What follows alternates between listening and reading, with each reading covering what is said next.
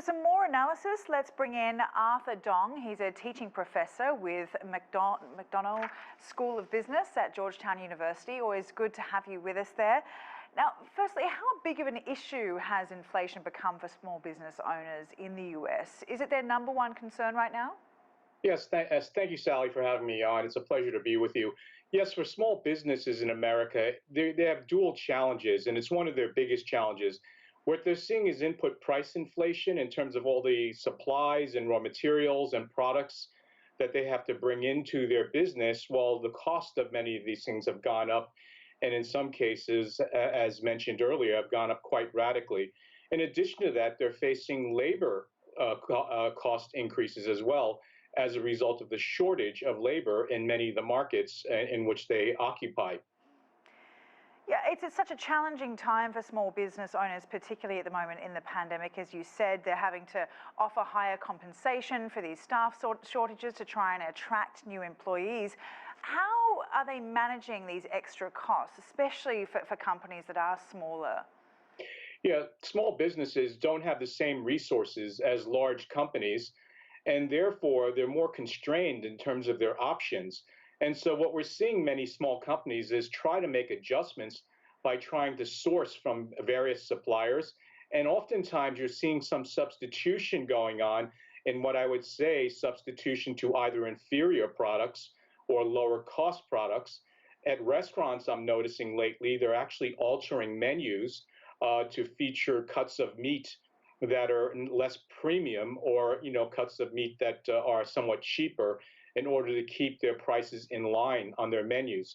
So they're making all kinds of adjustments, including trying to negotiate better for various supplies, finding alternate sources of supplies, as well as trying to find ways to keep that pipeline of available labor, going.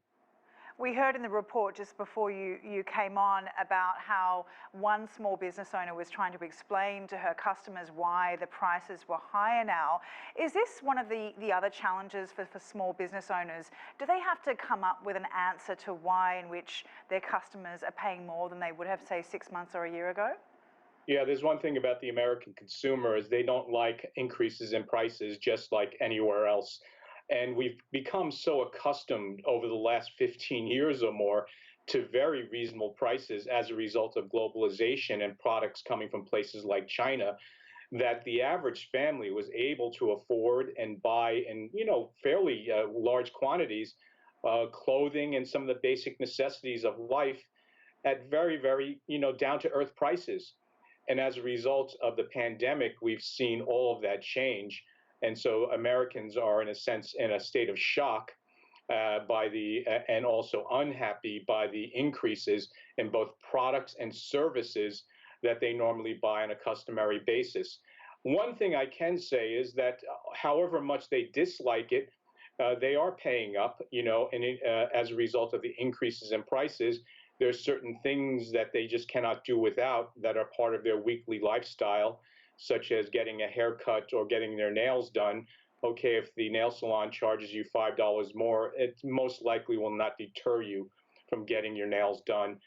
But these are all kinds of things that, in a sense, reduce buying power for the American consumer.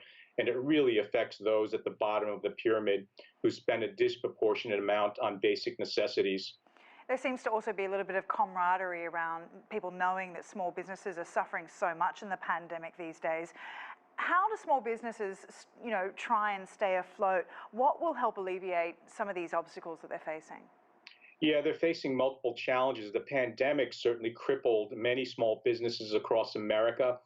In urban environments in the United States, I was recently in New York City, and it seemed like a ghost town because many companies still have imposed work from home options, and therefore not having to go into work, and therefore all the restaurants and services that supported these businesses are still having a very, very tough time.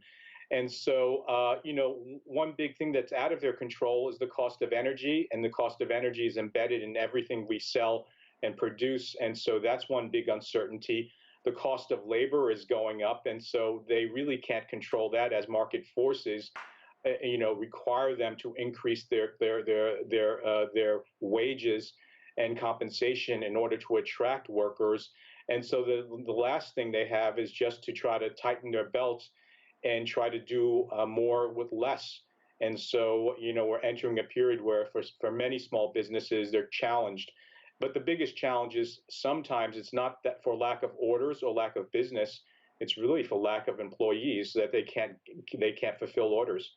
And small businesses are such an important part of the economy, so let's hope they pull through this. Arthur, thank you so much for your time there. Arthur Dong from Georgetown University.